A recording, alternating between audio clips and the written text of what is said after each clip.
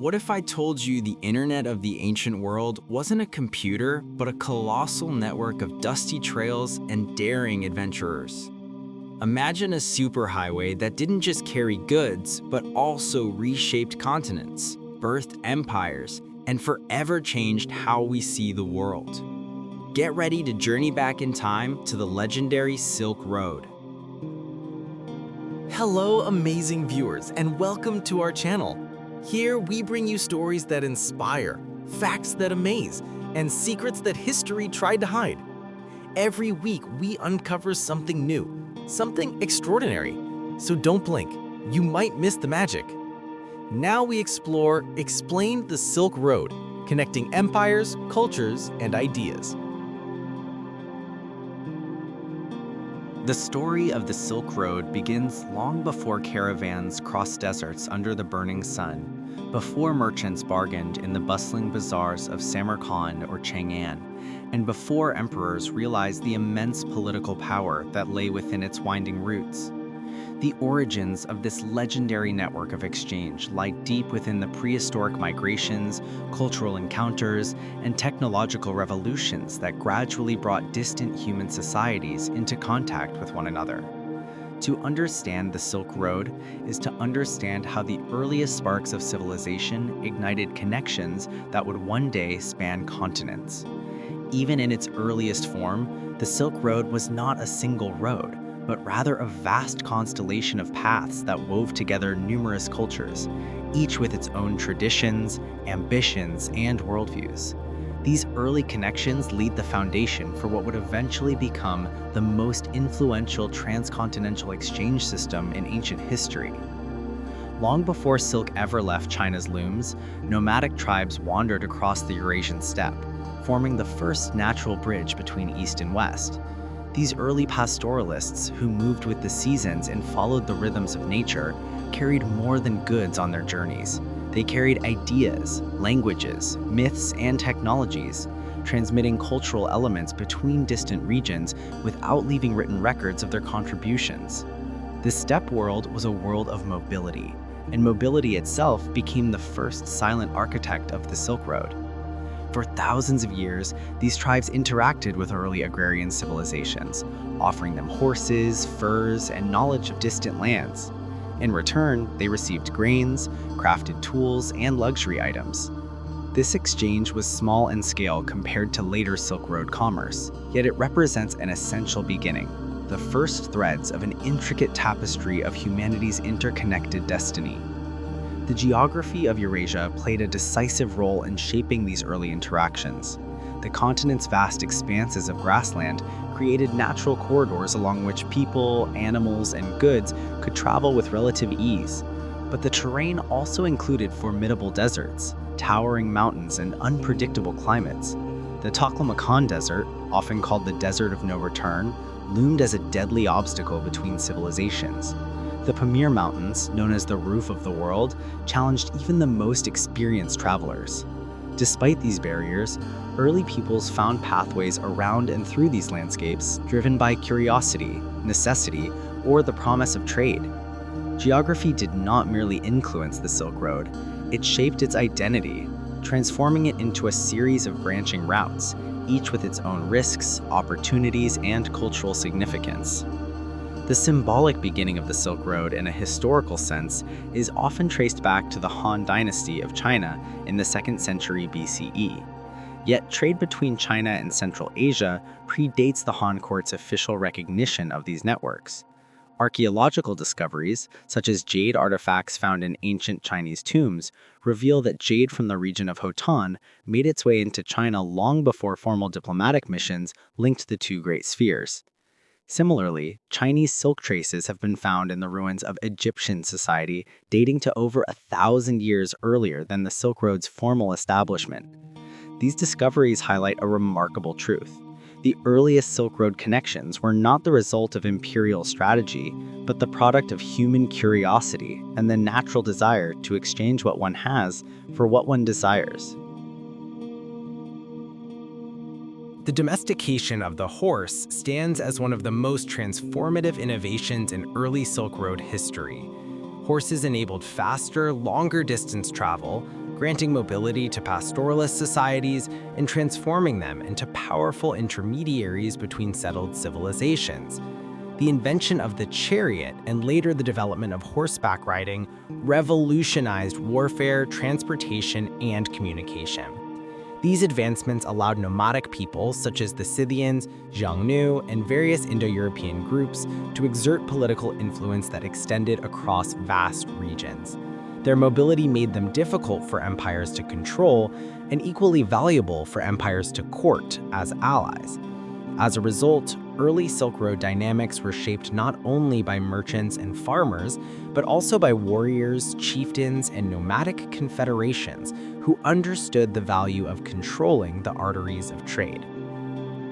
The Silk Road's growth accelerated dramatically during the Han Dynasty, particularly under Emperor Wu, who reigned from 141 to 87 BCE. Determined to secure China's northwestern frontiers, he sought alliances with distant peoples who might stand against the powerful Xiongnu Confederation. To accomplish this, he sent the explorer and diplomat Jiang Qian on an unprecedented expedition deep into Central Asia. Though Jiang Qian was captured and held prisoner for years, he eventually completed his mission, returning to China with invaluable knowledge about the lands beyond its borders. His reports revealed the existence of sophisticated societies such as the Deyuan in the Fergana Valley, known for their magnificent heavenly horses, and the Yuezhi, who would later give rise to the Kushan Empire. Jiang Qian's journey did not immediately open the Silk Road, but it ignited the Han court's interest in forging direct connections with the West. It showed China that the world beyond its borders was rich with possibilities. Silk, the luxurious fabric from which the Silk Road derives its name, soon became the most prized commodity in this expanding sphere of exchange. The secret of silk production had been guarded by China for centuries, and the shimmering material fascinated foreign peoples who had never seen anything like it. Silk flowed westward not merely as clothing or decoration, but also as currency, diplomatic gifts, and a symbol of prestige. The Roman Empire, thousands of miles away, developed an insatiable appetite for silk. Senators lamented that Roman gold was flowing east in exchange for delicate garments that seemed to dissolve in the hand, yet demand continued to rise. The desire for silk became one of the great engines of intercontinental commerce, binding distant empires in a delicate dance of trade, diplomacy, and occasionally rivalry. While silk dominated the east-to-west flow of goods, the west-to-east movement was equally significant. Horses, glassware, precious metals, fragrances, and exotic plants traveled toward China. Technological innovations, including new methods of metalworking and glassmaking, reached the Chinese heartland through intermediaries along the Silk Road. In return, China sent not only silk, but also lacquerware, ceramics, agricultural products, and later paper and gunpowder. This exchange transcended economic value. It represented the transmission of human knowledge and creativity, the merging of cultural identities that were once separated by thousands of miles. The Silk Road also served as a conduit for spiritual and philosophical ideas. Long before Buddhism traveled from India to China, or Christianity found its way into Central Asia, ancient religious concepts moved quietly along these routes, influencing local belief systems. Early forms of Zoroastrianism, shamanistic traditions, and animist practices merged in the melting pot of Central Asia, giving birth to hybrid cultures unlike those found anywhere else. These early exchanges set the stage for the Silk Road's later role as the greatest spiritual network of the pre-modern world, where monks, pilgrims, and sages traveled alongside merchants and soldiers. One of the most remarkable features of the Silk Road's early period is the diversity of civilizations involved. No single empire controlled the entire network. Instead, the Silk Road functioned as a decentralized system of exchanges made possible by the shared interests of dozens of societies. China, Parthia, Bactria, India, the Saka tribes, various Iranian peoples, and the kingdoms of the Near East all played vital roles. Each region contributed its own cultural flavor, creating a mosaic of languages, scripts, artistic styles, and foods. Merchants often needed interpreters to navigate the linguistic complexities of the road, yet the difficulties of communication rarely prevented commerce.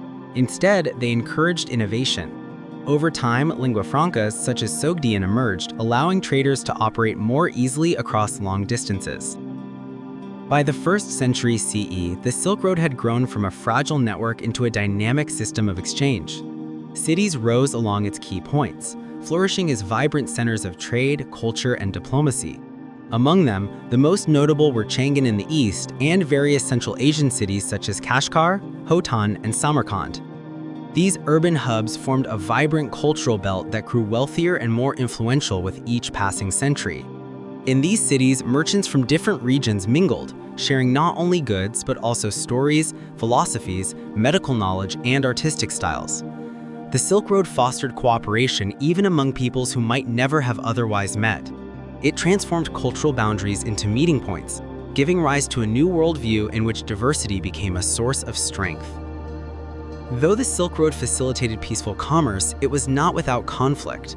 Control of key routes became a strategic priority for empires seeking wealth and influence. The Han Dynasty fought numerous campaigns to secure safe passage for traders. Nomadic confederations demanded tribute in exchange for protection. Bandits lurked in remote regions, threatening caravans laden with precious cargo. These challenges only reinforced the Silk Road's complex identity. It was a place of opportunity and danger, wealth and risk, diplomacy and confrontation. For every merchant who succeeded in crossing its treacherous routes, countless others faced peril. Yet the potential rewards were immense, drawing individuals into its orbit generation after generation. What truly defines the Silk Road's origins is not the movement of goods, but the movement of people and the encounters that shaped their understanding of the world. Travelers returned home with stories of foreign lands, exotic customs, and unfamiliar technologies. These stories inspired curiosity and sometimes suspicion, but they always expanded the boundaries of human imagination. Over time, entire societies began to perceive themselves as part of a larger world. Civilizations that once saw themselves as isolated centers of culture began to recognize the existence of other great powers, other knowledge systems, other ways of living. The Silk Road fostered an early form of global consciousness, one that would profoundly influence world history. The origins of the Silk Road represent the dawn of a new era in human interaction. As it evolved from scattered local exchanges into a vast transcontinental network, it reshaped the political, economic, and cultural landscapes of the ancient world. It laid the foundation for centuries of innovation, conflict, diplomacy, and spiritual transformation. Above all, it demonstrated humanity's enduring desire to connect, to share, and to explore beyond the horizon. The Silk Road's beginnings mark the point at which the world first became truly interconnected, setting the stage for the extraordinary developments that would unfold in the centuries to come. As the Silk Road matured into a fully developed network of long-distance exchange, it entered a golden era, shaped most profoundly by the rise of several powerful empires whose political ambitions and economic interests converged along its vast corridors.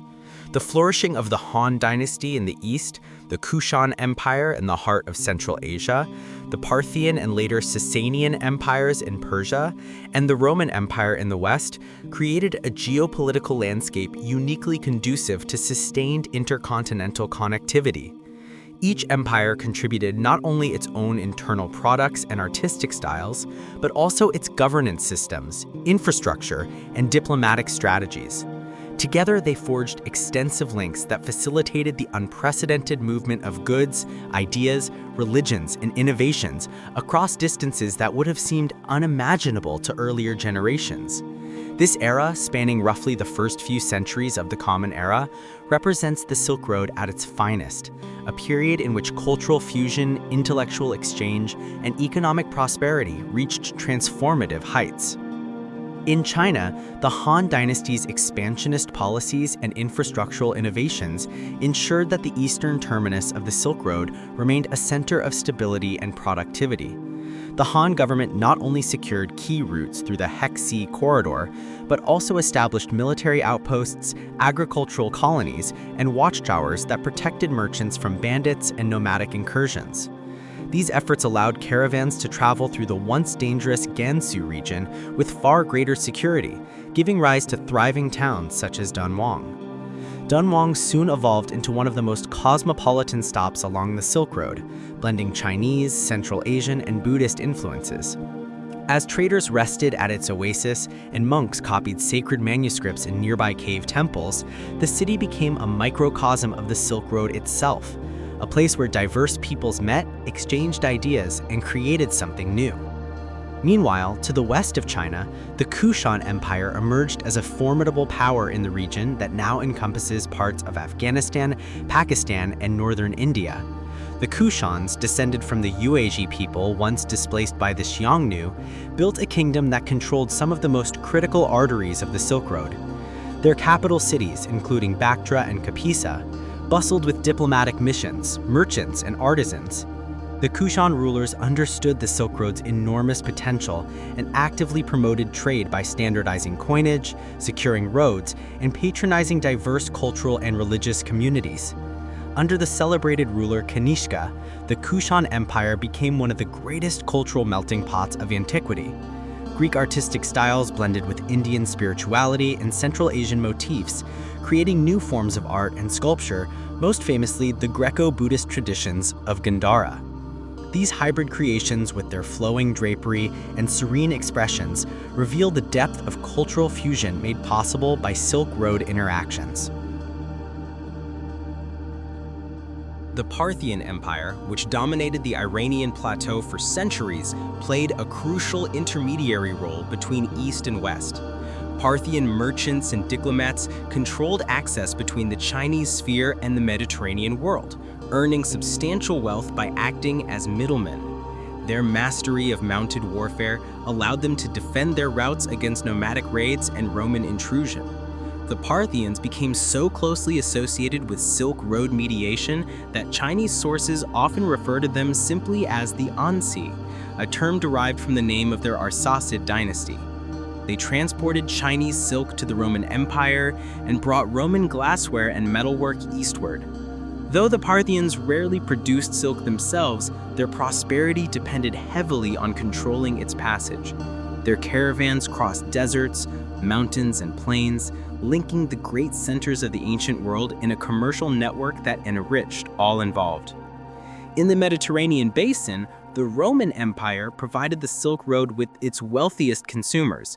Roman aristocrats and elites became captivated by Chinese silk, which they regarded as the epitome of luxury and refinement. Silk garments, shimmering and delicate, became fashionable not only among the wealthy, but also among those seeking status and admiration. Yet, Roman politicians often criticized this trend, arguing that the vast expenditures on silk drained Rome of gold and silver. Still, demand persisted. Roman traders, though unable to reach China directly, engaged with Parthian intermediaries and purchased silk at high prices.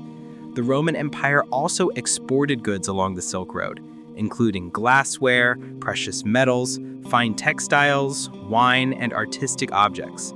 Roman glass, in particular, became highly prized in China and Central Asia for its clarity and craftsmanship. The presence of Roman-made glass beads in vessels found in ancient Chinese tombs stands as a testament to the far-reaching nature of these trade connections. Even as these great empires engaged in commerce, they also interacted diplomatically and occasionally militarily. Diplomatic envoys traveled between China and Rome, attempting, albeit unsuccessfully, to establish direct trade relations without Parthian interference. Historical records describe Roman embassies reaching Chinese territory during the reign of Emperor Quan in 166 CE, though the exact details remain debated.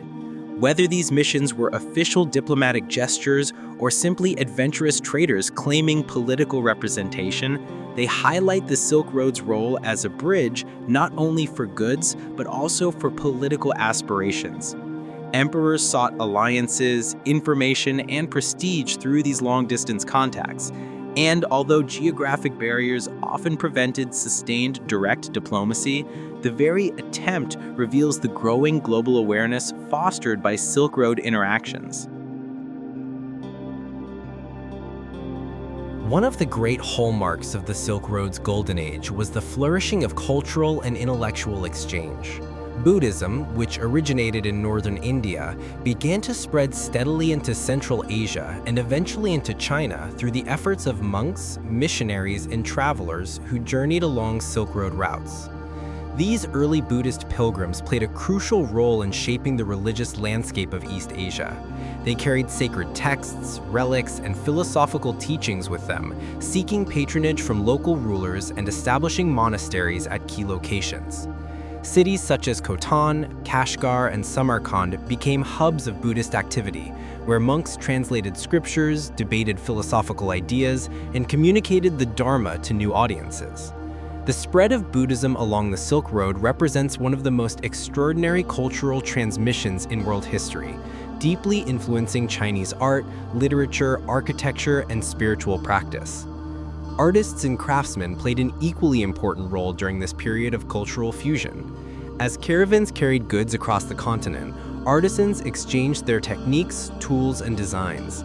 The result was a series of artistic traditions that drew from multiple cultural sources. In Central Asia, one might find Chinese motifs blended with Persian floral patterns, Indian symbolism combined with Greek proportions, or Roman glassware sitting beside Chinese lacquerware. These artistic fusions did not dilute local traditions, rather they enriched them, giving rise to new aesthetic languages that transcended geographic boundaries. Sculptors in Gandhara carved Buddha statues with wavy hair and togas reminiscent of Greek gods. Chinese painters adopted new pigments and techniques introduced from Central Asia, while metalworkers in Persia crafted silver plates adorned with scenes that blended mythologies from different cultures. The Silk Road became a gallery of human creativity, a testament to the transformative power of cultural contact. Commerce itself evolved during this golden age. The development of caravanserais, large roadside inns designed to accommodate travelers, made long-distance travel safer and more predictable. Merchants could rest, store their goods, and exchange information in these bustling centers. Caravanserais became nodes of communication where news from distant lands traveled rapidly, influencing trade strategies and diplomatic decisions. The rise of professional merchant communities further enhanced the sophistication of Silk Road commerce. Sogdian merchants, in particular, became renowned for their skill as traders, interpreters, and financiers. Their language became the lingua franca of trade across Central Asia, allowing them to operate effectively from China to Persia. Sogdian letters discovered in Central Asia reveal a world of commercial rivalry, cultural adaptability, and complex social networks. These letters provide a rare glimpse into the human side of the Silk Road, showing how merchants balanced risk and opportunity, managed family ties across long distances, and interacted with diverse peoples in unfamiliar lands. Religious pluralism became one of the defining features of the Silk Road's most vibrant cities. In the bustling markets and secret spaces of Central Asia, one could find Zoroastrian fire temples, Buddhist monasteries, Christian churches belonging to the Church of the East, Manichaean shrines, and even early Jewish communities. This extraordinary diversity fostered a spirit of intellectual openness and curiosity. Ideas flowed as freely as goods, and religious traditions often borrowed elements from one another. Manichaeism, founded by the prophet Mani in Persia, represents one of the most striking examples of this syncretic environment. Mani blended teachings from Christianity, Zoroastrianism, and Buddhism, creating a global religion that spread rapidly along Silk Road routes. The Silk Road thus became a laboratory for new religious movements, some of which flourished for centuries, while others faded into history. As the Silk Road facilitated economic and cultural prosperity, it also transformed local societies in profound ways. Cities along the route grew wealthy, attracting settlers, laborers, artisans, and scholars from across Eurasia. Urban populations became increasingly mixed, and local leaders adopted administrative practices influenced by their neighbors. Law codes, agricultural techniques, and military technologies traveled alongside luxury goods, reshaping the political structures of entire regions. Central Asian kingdoms, once small and isolated, grew into formidable states with complex bureaucracies and thriving economies. China adopted new crops from the West, including grapes and alfalfa, which enriched its agricultural systems. Rome, in turn, adopted new perfumes, spices, and luxury goods that satisfied the tastes of an increasingly cosmopolitan elite. This period of prosperity, however, did not come without challenges. The wealth generated along the Silk Road attracted rivals and invaders. Nomadic groups seeking access to valuable trade goods launched raids on caravans and settlements. Empires clashed over control of strategic regions, particularly in Central Asia, where the Silk Road's most important junctions lay. Yet even in times of conflict, the Silk Road rarely ceased functioning entirely. Merchants adopted their routes, shifted alliances, and paid tribute when necessary. The resilience of the Silk Road's commercial networks demonstrates the remarkable determination of those who traveled it. They faced desert storms, mountain blizzards, bandits, and political upheavals, yet their caravans continued to move, carrying the lifeblood of intercontinental exchange. The Roman-Parthian rivalry stands as one of the most important geopolitical conflicts influencing Silk Road dynamics during this era. Both empires sought dominance over the Near East, particularly the region of Mesopotamia, which served as a crucial crossroads between East and West. Their wars disrupted trade at times, yet they also underscored the significance of the Silk Road. Control of these trade routes meant wealth, prestige, and strategic advantage. When the Romans later faced the Sasanian Empire, successors to the Parthians, the stakes grew even higher. The Sasanians invested heavily in infrastructure, building bridges, roads, and canals that improved trade efficiency. They also sought diplomatic ties with China, establishing contact during several notable embassies exchanged in the 3rd century. These diplomatic engagements reveal the growing sophistication of Silk Road diplomacy, which often intertwined with commercial interests and imperial ambitions.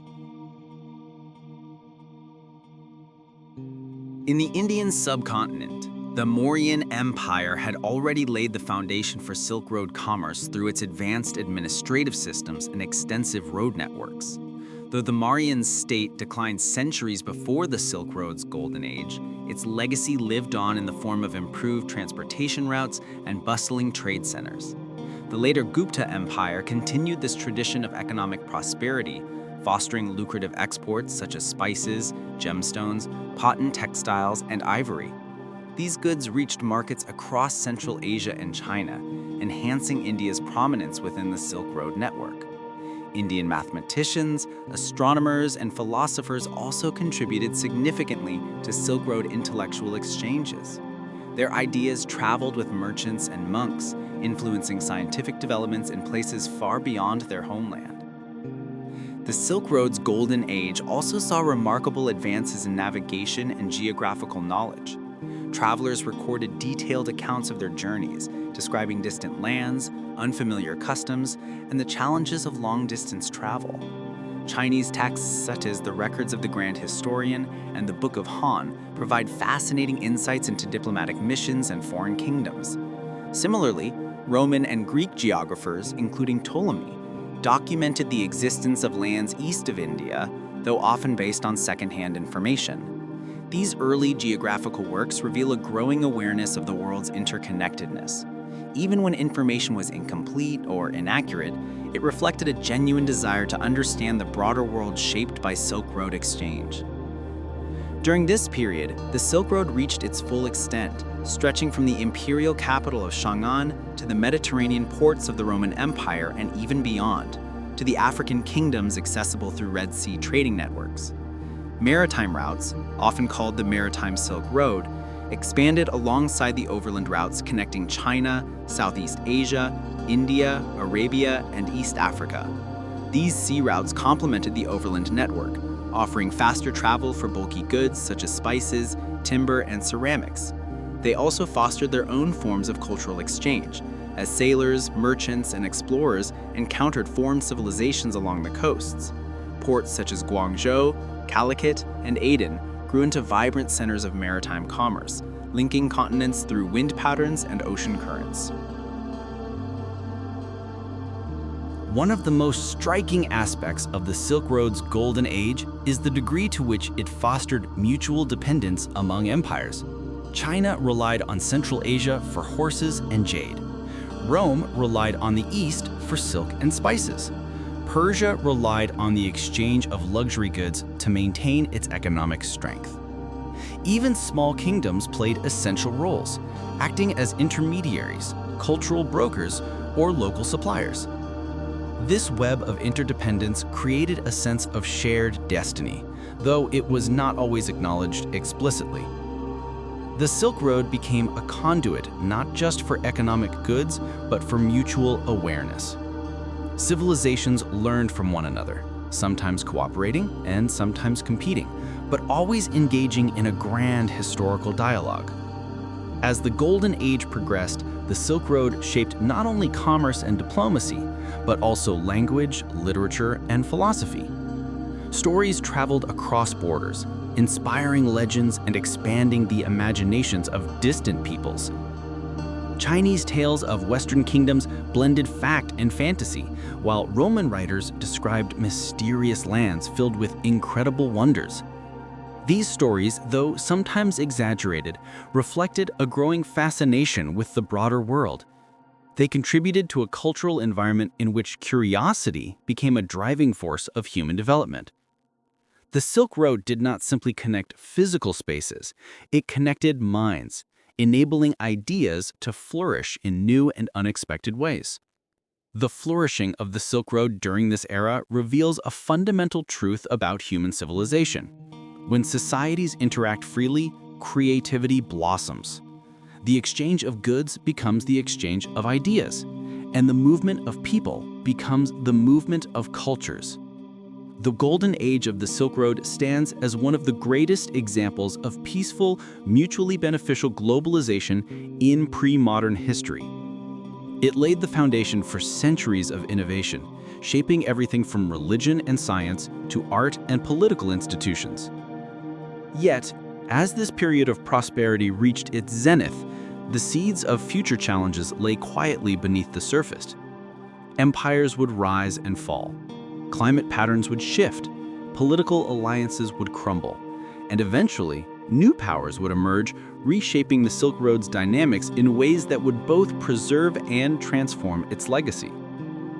The next phases of Silk Road history would reveal how resilient this network really was, and how deeply it was woven into the fabric of human civilization. As the Silk Road moved beyond its political and commercial golden age, it entered a phase in which cultural, spiritual, and intellectual transformations began to overshadow even the most valuable commodities. This period marked profound deepening of human connectivity as ideas traveled more freely and more boldly than ever before. While merchants continued to carry silk, spices, jade, glass, and precious artifacts across the vastness of Eurasia, monks, missionaries, scholars, physicians, astronomers, and storytellers embarked on their own journeys. The Silk Road evolved beyond a route of trade. It became an intellectual superhighway, an interconnected network through which knowledge, beliefs, customs, and artistic visions moved across continents. The result was an era of cultural flowering that reshaped civilizations from the Mediterranean to the Pacific. Perhaps no force illustrates this intellectual efflorescence more clearly than the spread of Buddhism along the Silk Road. Originating in northern India during the lifetime of Siddhartha Gautama, Buddhism found fertile ground among the diverse societies of Central Asia. Its message of compassion, ethical living, and liberation from suffering resonated with people who lived along the trade routes, where hardship, uncertainty, and cultural mixing were daily realities. Buddhist monasteries emerged as sanctuaries for travelers, offering not only religious instruction but also food, shelter, and medical care. These monastic communities became essential institutions along the Silk Road, providing safe havens where traders and pilgrims could rest and exchange news. In time, they developed into centers of learning, preserving manuscripts, translating texts, and fostering intellectual debate. Their libraries became repositories of the world's religious and philosophical traditions, drawing pilgrims from distant lands seeking wisdom and enlightenment. One of the most influential figures of this era was Chinese Buddhist monk Xuanzang, whose legendary journey in the 7th century embodied the spirit of Silk Road intellectual exchange. Driven by a desire to access authentic Buddhist scriptures, Xuanzang embarked on a perilous expedition westward, crossing deserts, mountains, and political boundaries to reach the heart of India. Along the way, he visited countless monasteries, debated with scholars of various traditions, and documented the social and political conditions of numerous kingdoms. His detailed accounts provide a vivid snapshot of the interconnected world of the Silk Road, describing everything from the customs of Turkish nomads to the architecture of Indian universities such as Nalanda. Xuanzang returned to China with hundreds of sacred texts, which he translated with the support of the Tang Dynasty court. His translations and writings shaped the development of East Asian Buddhism for centuries, and his journey remains one of the greatest intellectual odysseys in history. Through him, and others like him, the Silk Road became a bridge between civilizations, allowing the ideas of one region to transform the spiritual landscape of another. Buddhism's spread along the Silk Road illustrates not only the movement of ideas, but also their transformation. As Buddhist teachings traveled across Central Asia into China, Korea, and Japan, they adapted to local cultures, absorbing influences from diverse philosophical and artistic traditions. The result was the creation of new schools of thought, such as Mahayana Buddhism, which emphasized universal compassion and the concept of the Bodhisattva. This branch of Buddhism became the dominant tradition in East Asia, inspiring monumental works of art, literature, and architecture. In China, the encounters between Buddhist, Confucian, and Taoist ideas generated philosophical dialogues that enriched all three traditions. Buddhist monks translated Sanskrit texts into Chinese, often creating new vocabulary to express complex philosophical concepts. In doing so, they expanded the expressive capacity of the Chinese language itself, demonstrating the transformative power of cultural interaction. But Buddhism was only one of many spiritual currents flowing along the Silk Road during this period. Christianity, particularly in the form of the Church of the East, spread eastward from the Middle East into Persia, Central Asia, and even parts of China. Nestorian Christian communities established churches in cities such as Merv, Samarkand, and Chang'an, serving both local converts and foreign merchants. Their scriptures were translated into Syriac, Sogdian, and Chinese, and their missionaries engaged in debates with Buddhist and Taoist monks.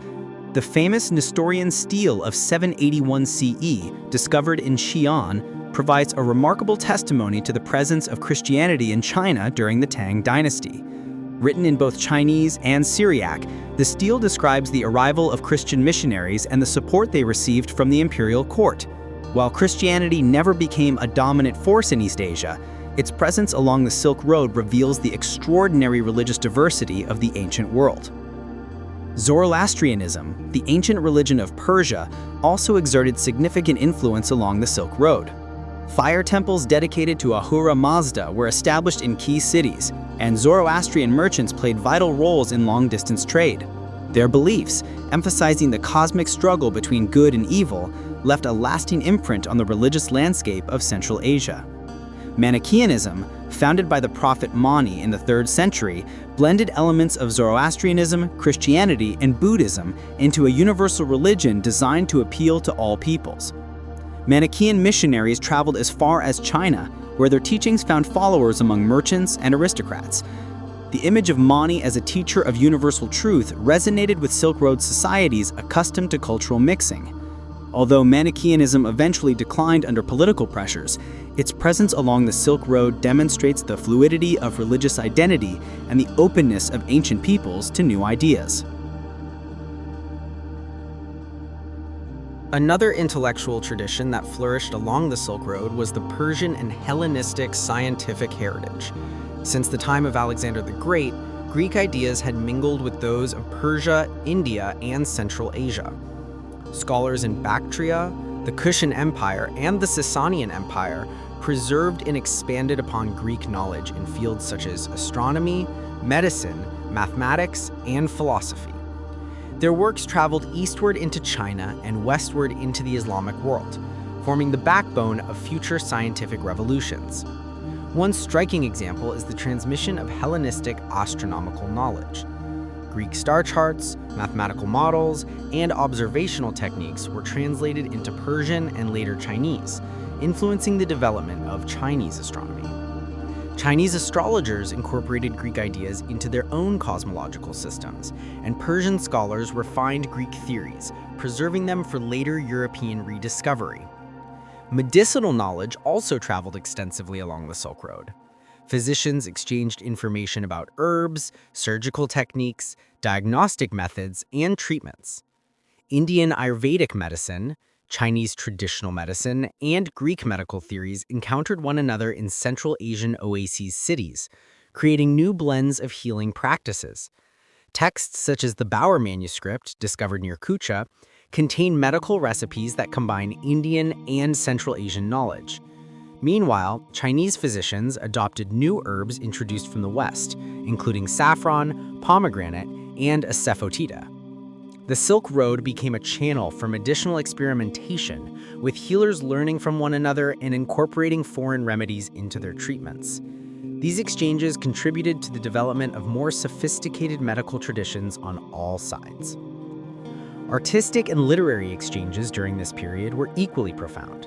The Silk Road inspired epic tales, romantic legends, and philosophical treatises that blended cultural motifs from different regions. One of the most notable examples is the Epic of King Gasar, an oral tradition of Tibet in Central Asia that incorporates elements of Buddhist morality, Central Asian heroism, and indigenous shamanistic themes. Similarly, Persian poets drew inspiration from Indian storytelling traditions, while Chinese writers incorporated Central Asian characters and landscapes into their narratives. Music also traveled across the Silk Road, with instruments such as the lute, harp, and flute spreading from Central Asia into China, transforming Chinese musical traditions. The Tang Dynasty court in China eagerly embraced foreign music, dance, and fashion, creating a cosmopolitan cultural environment unmatched in Chinese history. Language itself became a vessel of exchange along the Silk Road. Sogdian, spoken by merchant communities from Samarkand and Bukhara, became the lingua franca of trade across Central Asia. It served as a bridge between Chinese, Persian, Indian, and Turkic languages, enabling communication between diverse peoples. Sogdian inscriptions, letters, and manuscripts reveal a world of multilingual merchants who navigated complex cultural landscapes with ease. Their language preserved stories, religious texts, and commercial records that shed light on the vibrant intellectual life of the Silk Road. As Turkic peoples gained influence in the region, Turkic languages also spread across Central Asia, blending with Persian, Chinese, and Mongolian linguistic traditions. These multilingual societies reflected the dynamic nature of cultural exchange and the ability of human communities to adapt to new environments. Technological innovations moved across the Silk Road just as freely as ideas. One of the most transformative technologies to travel westward from China was paper. Invented during the Han Dynasty, paper quickly became a crucial medium for writing, record-keeping, and artistic expression. When the secret of paper-making spread to Central Asia and eventually the Islamic world, it revolutionized scholarship, literature, and administration. Paper facilitated the copying of books, the spread of religious texts, and the development of libraries. In the Islamic Golden Age, scholars embraced paper for its affordability and practicality, producing vast quantities of scientific, philosophical, and literary works. Many of these writings would later influence Europe during the Renaissance. Thus, a Chinese invention carried along the Silk Road by merchants and travelers became a cornerstone of global intellectual transformation. In return, China received technological innovations from the West, including new metalworking techniques, glass-making methods, and agricultural tools. The arrival of the stirrup from Central Asia transformed Chinese cavalry tactics, enhancing the power of mounted warriors. The introduction of grape cultivation and winemaking techniques enriched Chinese agriculture and inspired new cultural practices. The Silk Road became a corridor for technological evolution, with each civilization contributing to humanity's collective advancement. One of the most striking cultural exchanges facilitated by the Silk Road involved artistic styles and motifs. The fusion of Greek and Indian artistic traditions and Gandhara gave rise to iconic images of the Buddha, carved with flowing drapery, realistic features, and serene expressions. These images traveled eastward into China, where they influenced Chinese Buddhist art for centuries. Similarly, Persian and Central Asian motifs appeared in Chinese murals, ceramics, and textiles. Silk Road cities such as Dunhuang, Khotan, and Turpan became centers of artistic innovation, where walls were adorned with vibrant murals depicting scenes from Buddhist sutras, daily life, and fantastical legends. The Dunhuang Cave Complex, with its thousands of paintings and manuscripts, stands as one of the greatest artistic legacies of the Silk Road, capturing the diversity, dynamism, and spirituality of the ancient world. These cultural transformations were accompanied by profound social changes. Cities along the Silk Road became melting pots of ethnicity, language, and belief. Travelers encountered people whose customs differed radically from their own, and these encounters fostered both curiosity and tolerance. Intermarriage between merchants and local communities created hybrid cultures with unique traditions. Cuisine merged ingredients and cooking styles from distant lands. Clothing incorporated foreign fabrics and designs. Even daily rituals reflected the blending of cultures, as people celebrated festivals, practiced religious rites, and conducted business in ways shaped by multiple traditions. This hybridization of cultures reveals the Silk Road's role as a catalyst for social evolution. The Silk Road also fostered new forms of economic organization. Merchant guilds emerged to manage long-distance trade, regulate caravan routes, and settle disputes. Financial instruments such as promissory notes, credit systems, and banking methods appeared along the trade routes, allowing merchants to conduct business across great distances without carrying large quantities of precious metals. These innovations laid the foundation for more advanced economic systems in later centuries. The development of coinage, standardized weights and measures, and commercial law transformed the Silk Road into a sophisticated economic network that rivaled modern systems in its complexity and efficiency. As cultural and intellectual exchange reached unprecedented levels, the Silk Road became a symbol of human interconnectedness. It demonstrated that civilizations thrive not in isolation, but through dialogue, cooperation, and curiosity. The Silk Road's intellectual legacy lived on in the great universities, monasteries, libraries, and scientific centers that flourished across Eurasia. It shaped the religious landscapes of entire regions, influenced artistic traditions that continue to inspire modern creators, and preserved the wisdom of ancient civilizations. Yet, this flourishing period would eventually face new challenges. Shifting political landscapes, the rise of new empires, changes in climate, and the emergence of maritime trade routes would gradually alter the Silk Road's importance. But even as the world evolved, the cultural and intellectual foundations laid by the Silk Road continued to shape the course of history. Its influence endured in the hearts and minds of countless generations, reminding humanity that ideas are the most powerful commodities ever exchanged. The Silk Road was never merely a pathway for exchanging silk, spices, or shimmering luxury goods.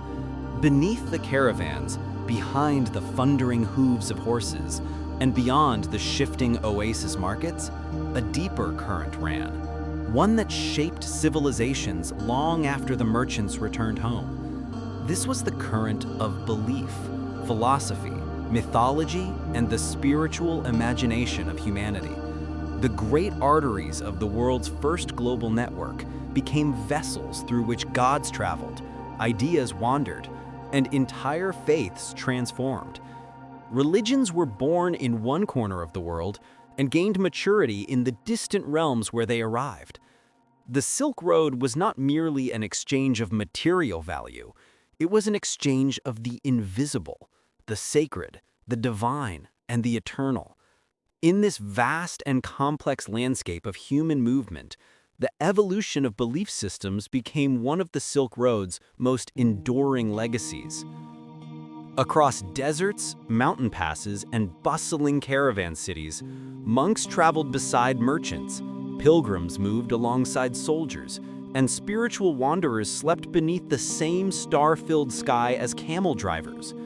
Whether it was a Buddhist monk carrying scriptures, a Christian priest seeking new converts, a Zoroastrian priest protecting fire temples, or a Persian philosopher discussing metaphysical theories over shared bread, the ancient Silk Road provided a unique stage for the meeting of souls. Each encounter created something new, new interpretations, new traditions, new rituals, until the exchange of faith became just as important as the exchange of material goods. This was a world where no religion remained isolated. All belief systems that crossed these long highways were inevitably reshaped by foreign landscapes, foreign languages, and foreign societies. Buddhism changed in China. Christianity gained new forms in Central Asia. Zoroastrianism adapted in distant deserts. Islam expanded across steppes and cities. Nestorian Christians, Jewish merchant communities, Hindu traders, Manichaean missionaries, all moved across these routes, leaving footprints that can still be traced through archaeological ruins and the surviving fragments of ancient manuscripts. Nothing remained static. Everything evolved. To understand the Silk Road is to understand how religions themselves became travelers. In these shifting worlds, Buddhism was perhaps the most influential and widespread religion to travel the Silk Road. It began its journey in the Indian subcontinent, in the Gangetic Plains where the Buddha had walked centuries earlier, preaching simplicity, compassion, and liberation from suffering. Yet Buddhism did not remain confined to monasteries along the Ganges. It followed merchants who carried spices and cotton northward, following them through narrow Himalayan mountain paths into the remote deserts of Central Asia. Unlike many religions that spread through conquest, Buddhism spread primarily through peaceful persuasion, patronage from kings, and the tireless efforts of monks who often risked their lives to bring sacred knowledge to faraway lands. As caravans arrived in cities like Taxila, Bamiyan, Hotan, and Kashgar, Buddhist monks built monasteries close to trade routes, knowing that the constant flow of merchants provided an ever-changing audience. These monasteries became intellectual hubs, where travelers exchanged stories, debated philosophical ideas, and donated money in exchange for prayers or blessings. Over time, Buddhist art began to transform as well. The early representations of the Buddha, simple and symbolic, were influenced by Greek art after Alexander the Great's conquest. The serene, wavy-haired statues of the Buddha found in the Gondaran region are a powerful reminder of how Hellenistic aesthetics merged with Indian spirituality to create a new artistic tradition that later influenced Buddhist iconography across the entire continent.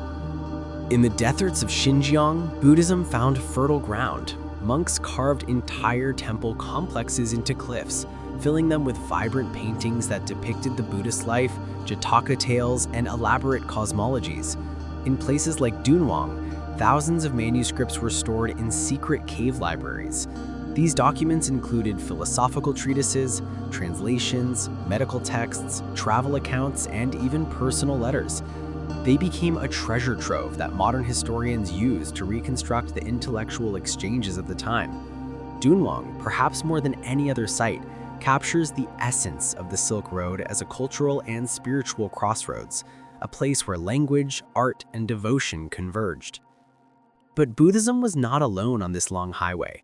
Zoroastrianism, one of the world's oldest monotheistic religions, also played a major role along the Silk Road.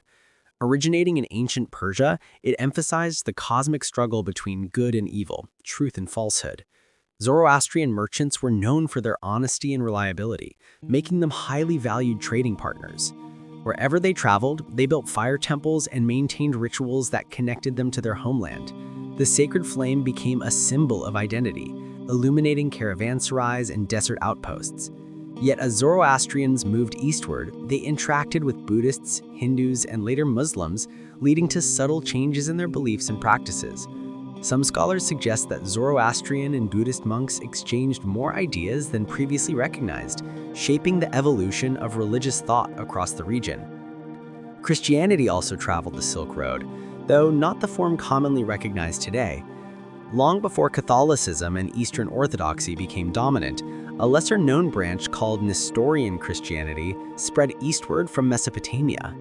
Nestorian missionaries were highly educated and multilingual, capable of translating religious texts into local scripts. They established communities in Persia, Central Asia, and China. In the Tang dynasty, Nestorian Christianity was officially recognized, and inscriptions found in Xi'an describe how Christian monks gained imperial support. Their beliefs blended with local traditions, creating a uniquely Asian form of Christianity with distinct rituals and imagery.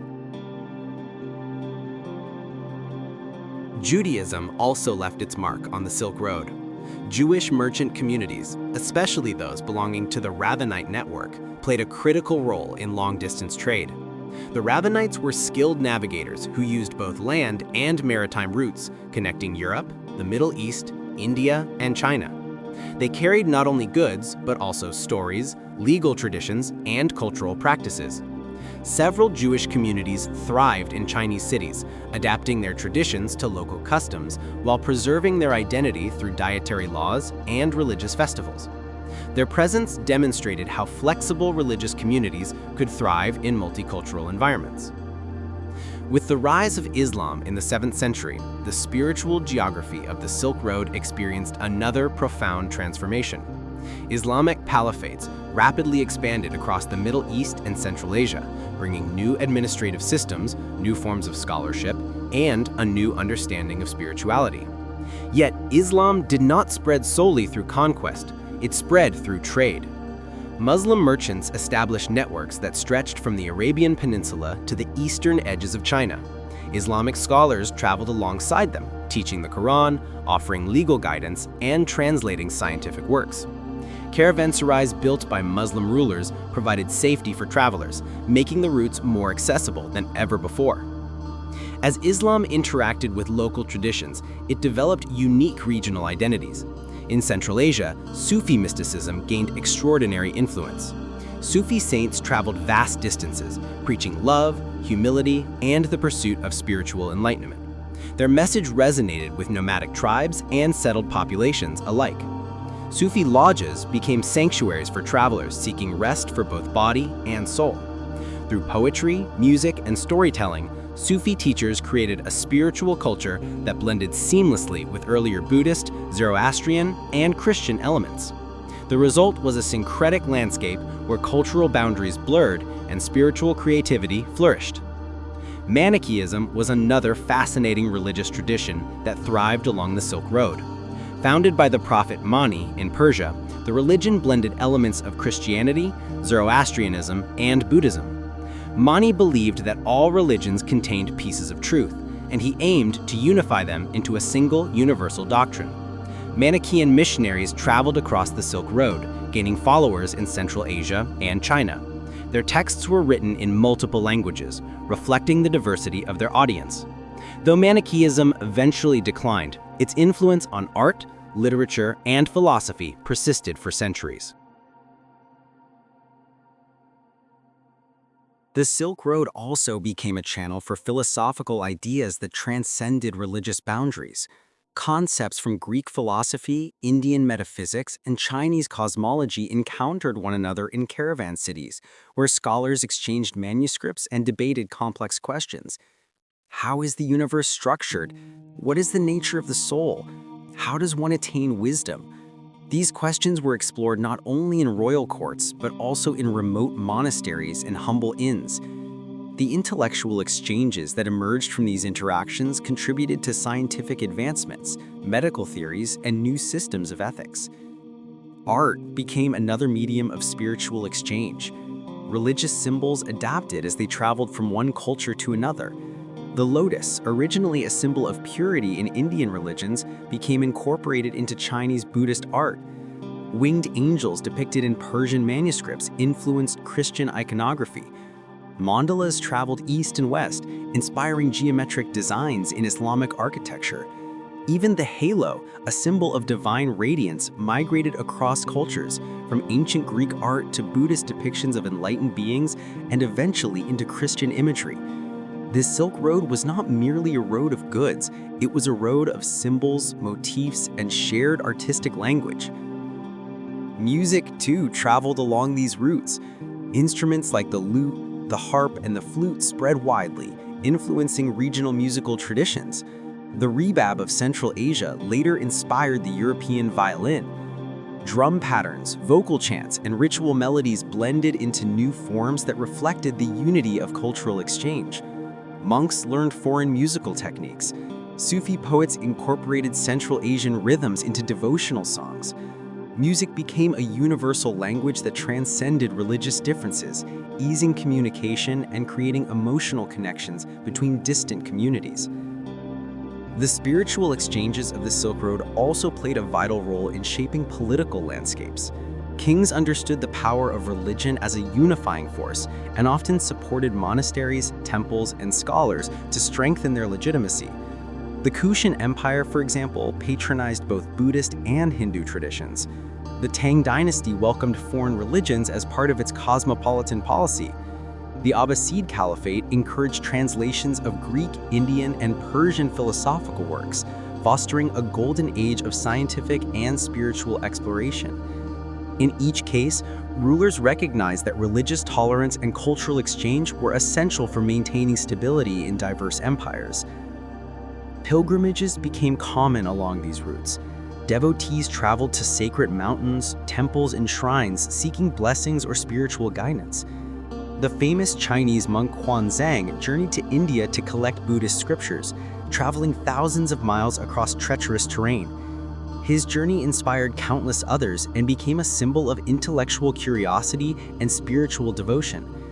Similar pilgrimages occurred among Muslim scholars, Christian monks, and Hindu sages, creating networks of sacred geography that spanned continents. As religious ideas flowed across borders, they sometimes faced opposition. Conflicts emerged when rulers felt threatened by foreign beliefs or when conservative communities resisted change. Some texts were banned, temples destroyed, or missionaries expelled. Yet, even in periods of repression, religious ideas survived by moving underground, carried quietly by travelers who refused to let their belief systems disappear. The resilience of faith along the Silk Road demonstrated the enduring human desire to seek meaning beyond the material world. Ultimately, the spiritual dimension of the Silk Road reveals one of humanity's greatest truths, that ideas are more enduring than empires. Cities fell, dynasties collapsed, and kingdoms vanished beneath sands or snow. But the spiritual traditions that traveled these routes continued to grow, reshaping new generations and crossing new borders. The Silk Road was a living witness to the human capacity for intellectual generosity and spiritual curiosity. It was here, in the vast silence of deserts and the bustling noise of caravanserai, that the foundations of global religions were subtly transformed. It was here that new philosophies emerged from unexpected encounters. It was here that humanity recognized the value of listening, learning, and sharing the deepest expressions of belief. The legacy of the Silk Road spiritual exchanges continues in the modern world. Buddhist temples in China bear Indian and Central Asian influences. Islamic calligraphy carries echoes of Persian artistry. Christian communities in Asia preserve traditions shaped by Nestorian missionaries. Jewish families trace their lineage back to ancient Silk Road traders. Sufi poetry continues to inspire people across continents, and museums filled with manuscripts, frescoes, and sculptures remind us of the incredible journey ideas once made across mountains and deserts. The Silk Road teaches us that civilization thrives not through rigid boundaries, but through openness. Openness to ideas, to differences, and to the unknown. It teaches us that the human spirit is inherently connected, regardless of geography.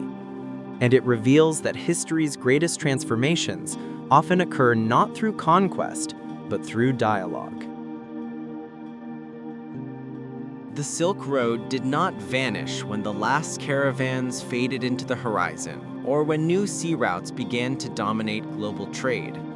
Though deserts swallowed some cities and empires rose and fell like shifting dunes, the Silk Road lived on, in memory, in culture, in language, in art, in genetics, in traditions, and in the collective imagination of humanity.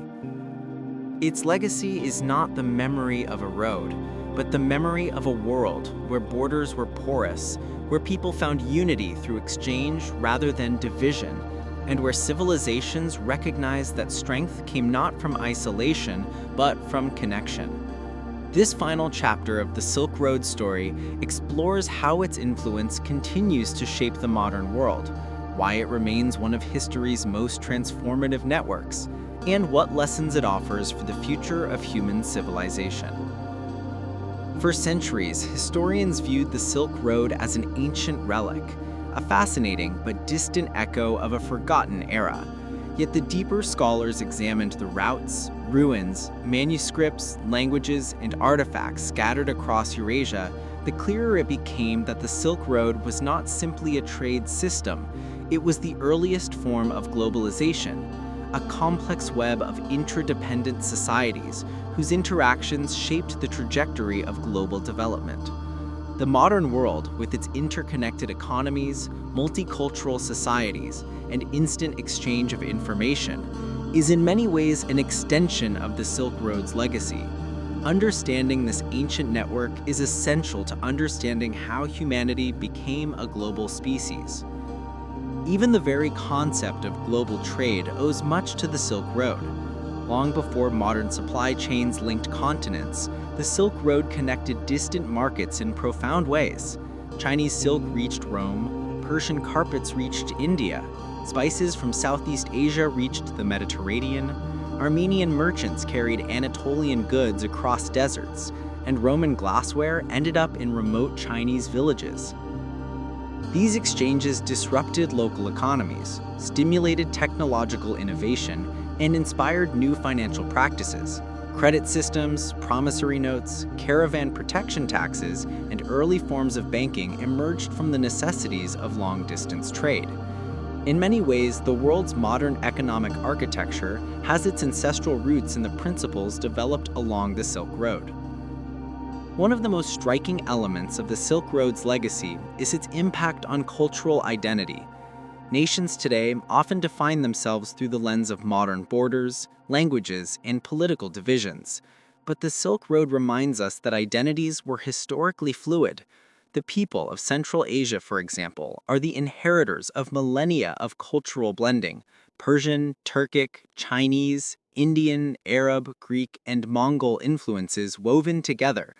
Their languages, traditions, music, food, and art bear traces of these interactions, forming a mosaic richer than any single culture could produce alone. This diversity challenges the modern notion of homogenized national identities and highlights the inherent interconnectedness of human societies. Modern genetics has added another layer to our understanding of Silk Road legacies. DNA evidence reveals extensive migration and intermarriage between populations across Eurasia.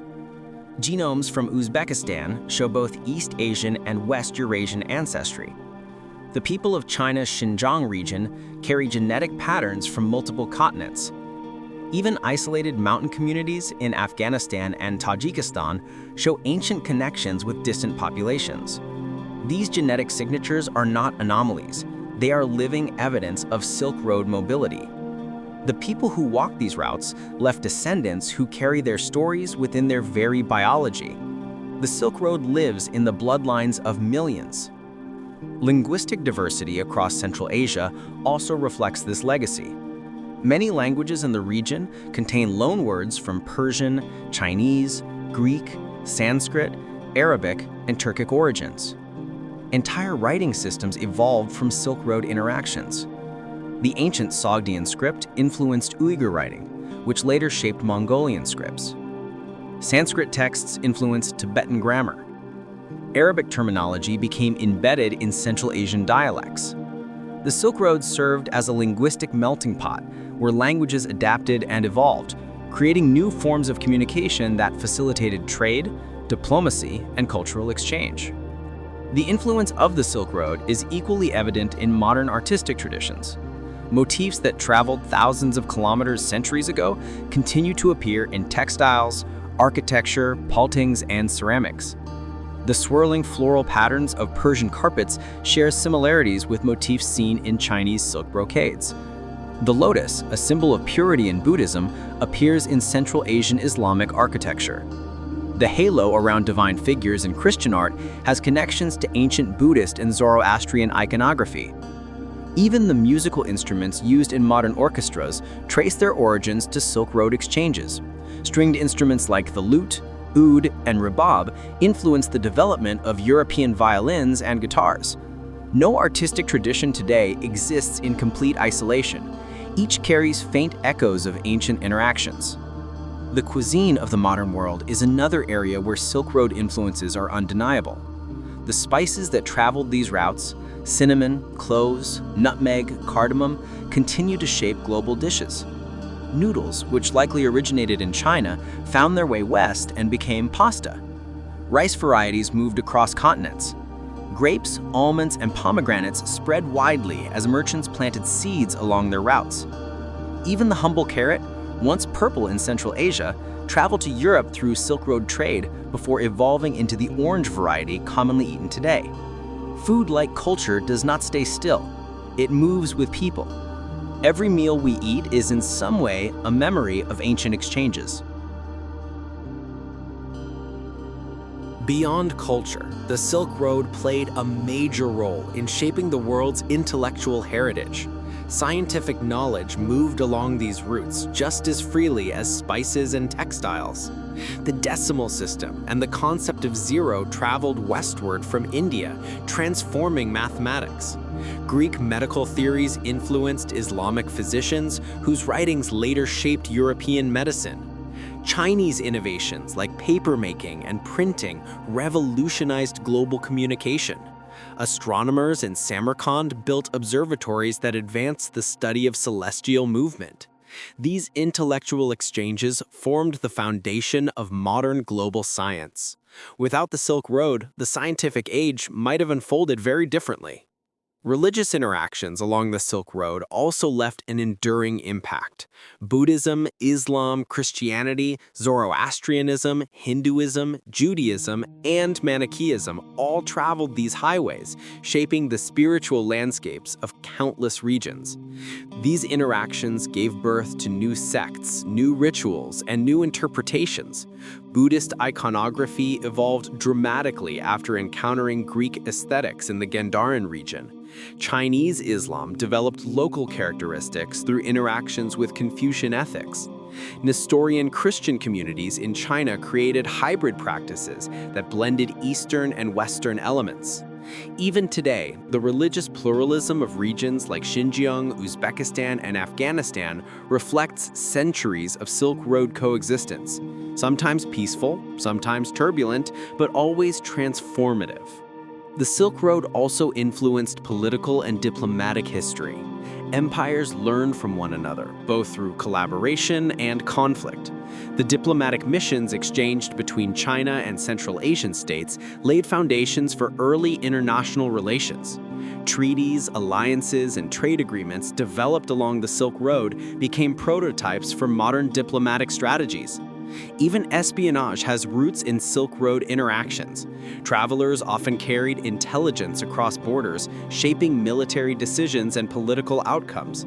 The Silk Road was a theater where ancient geopolitics unfolded, echoing many of the dynamics seen in today's global power struggles. Modern infrastructure projects often draw inspiration from the Silk Road. Roads, railways, pipelines, and economic corridors across Asia mirror ancient roots. The idea that Asia, Europe, and Africa form an interconnected economic zone is not new. It is a continuation of Silk Road logic.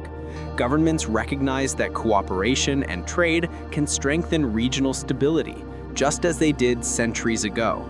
The ancient Silk Road serves as both a blueprint and a symbol for modern initiatives seeking to revive Eurasian connectivity.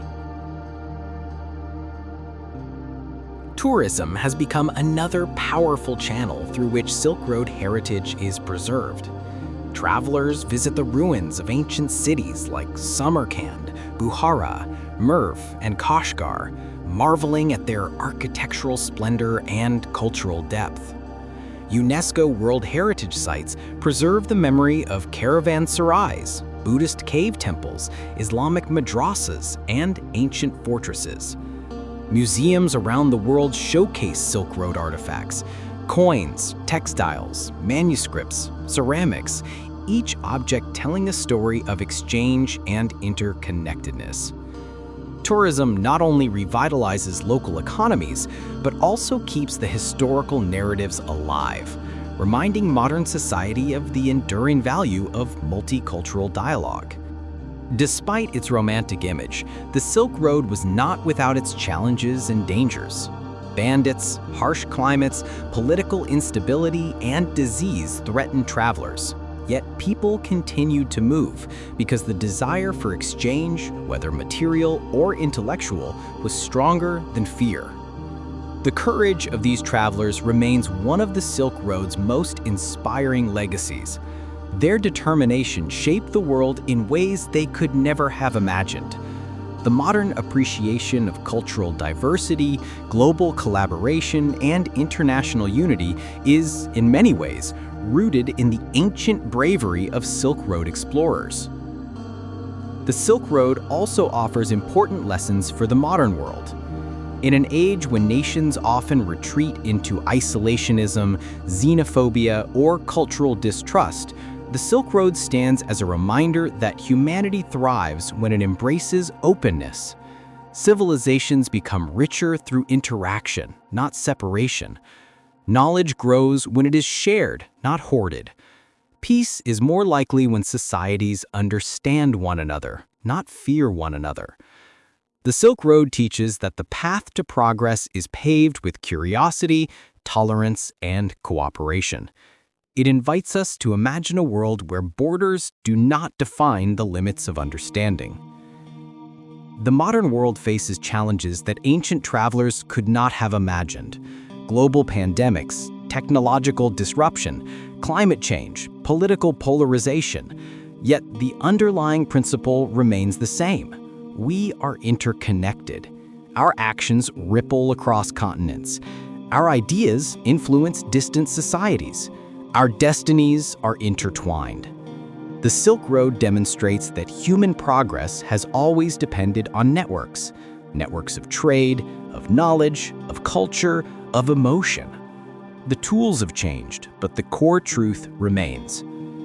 As we look toward the future, the Silk Road serves as both inspiration and caution.